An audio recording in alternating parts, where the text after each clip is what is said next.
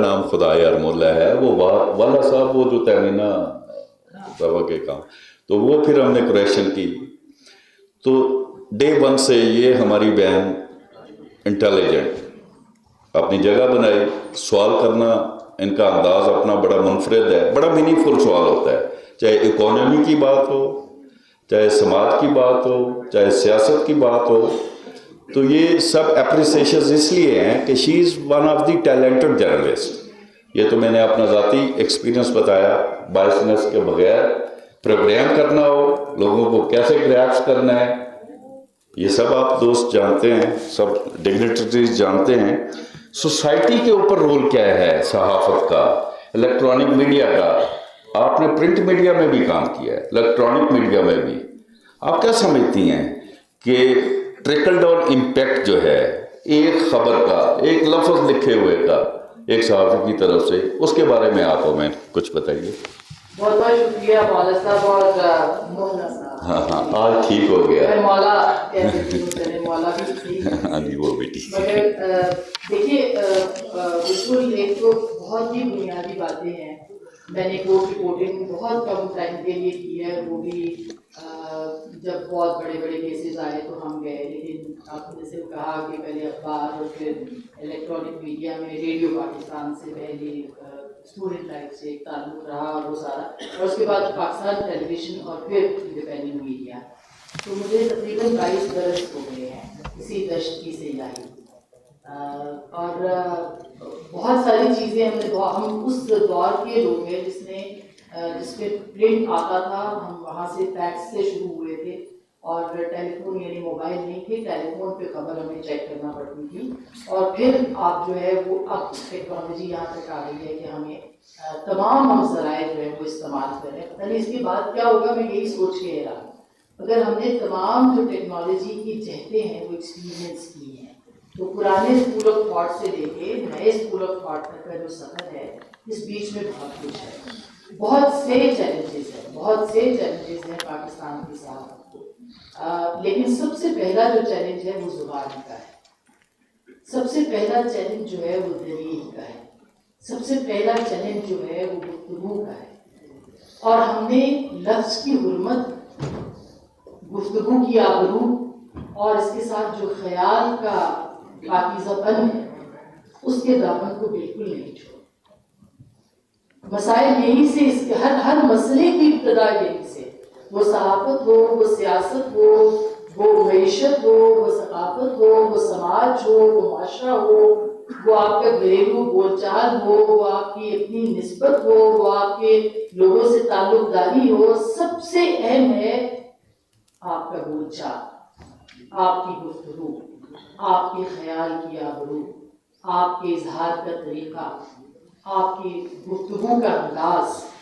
آپ بڑی سے بڑی بات کہہ جاتے ہیں، آپ آمریت کے سامنے، فستائیت کے سامنے بڑی سے بڑی بات کہہ دیتے ہیں، مگر آپ کو اپنا انداز اور اپنا لہو لہجہ درست کرنا ہوگا.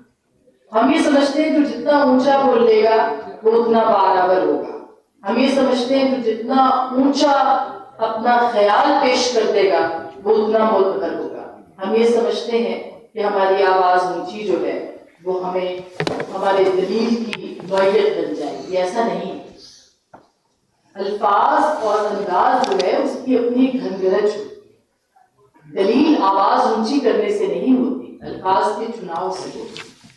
آپ تنقید کریں، آپ بڑے سے بڑے لوگوں کا سامنا کریں، آپ عامریت کے سامنے، یزیدیت کے سامنے کھڑے ہو کے بات کریں، مگر اگر آپ کے لفظ میں، آپ کے لہجے میں دلیل موجود نہیں ہے، علم موجود نہیں ہے، تو پھر آپ کو اپنی آواز بھی اونچا کرنی پڑتی ہے، آپ کو تذہیب کا پہلو بھی لانا پڑتا ہے، آپ کو توہین بھی کرنی پڑتی ہے لوگوں.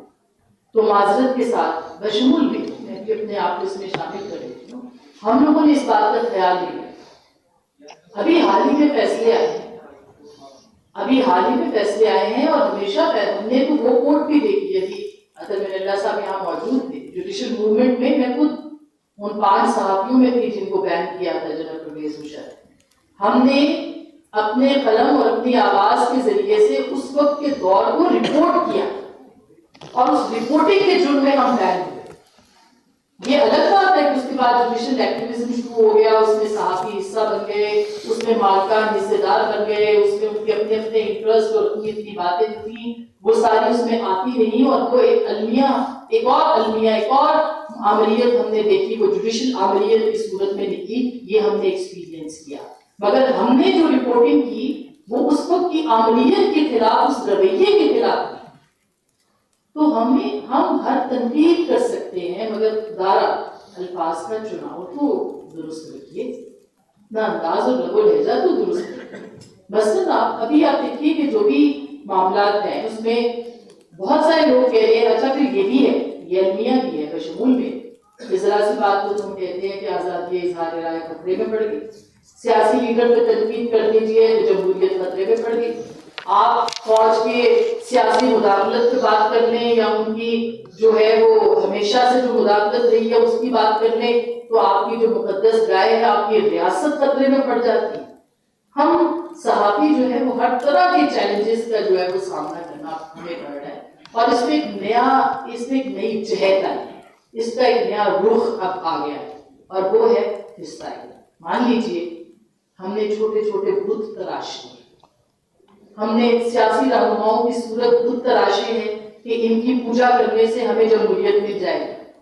ہم نے مقدس گائے کی پوجا اسٹیبلشمنٹ کو اتنا پاورفل کر دیا ہے کہ ہم کہتے ہیں کہ ان کی بات سننے سے جو ہے وہ ہم ریاست کی بات کریں گے یا ریاست کے مفاد کی بات کریں گے. ہم نے ججوں کو اتنا معتبر کر دیا, وہ بہت معتبر ہے, مگر ہم نے ہر جگہ پہ شخصیت پرستی جو ہے اس کا مظاہرہ کرنا شروع کر دیا, اور صحافت میں بھی یہی. ایک اور عنصر اس کے اندر آ گیا, وہ ہے پاپولرزم, کہ آپ کے اوپر پریشر, پہلے آپ کے اوپر پریشر تھا مختلف گروپس کا, گروہوں کا, فرقہ وارانہ گروہوں کا, لینڈ مافیاز کا. آپ کے اوپر پریشر تھا مختلف اداروں کا, اسٹیبلشمنٹ کا. یہ پریشر آج بھی موجود ہے, لیکن اب آپ کے اوپر پریشر کیا ہے کہ فلانے کے ویلاگ میں کیا بات تھی, فلانے کے ٹویٹ میں کیا تھا, کسی کے پروگرام میں کیا تھا, کس نے کس طرح سے اپنے اینگل کو, اپنے ایجنڈے کو کس طرح سے پروموٹ کیا. بالکل ٹھیک ہے. یہ سب سے بڑے ایک بات اس میں ضرور ایڈ کرنا چاہتی ہوں, ہم نے عملیتوں میں لکھا ہے, ہم نے عملیتوں میں بولا, مگر خدارا ہمیں فسطائیت میں بھی لکھنا ہے. بالکل سر, کہ آپ کے خلاف ٹرینڈ کیا چل رہا ہے اس لیے آپ اس کے مطابق فیصلے کریں. آپ کے خلاف ٹرینڈ کیا چل رہا ہے اس لیے آپ وہ بولیں جو لوگوں کو پسند ہے.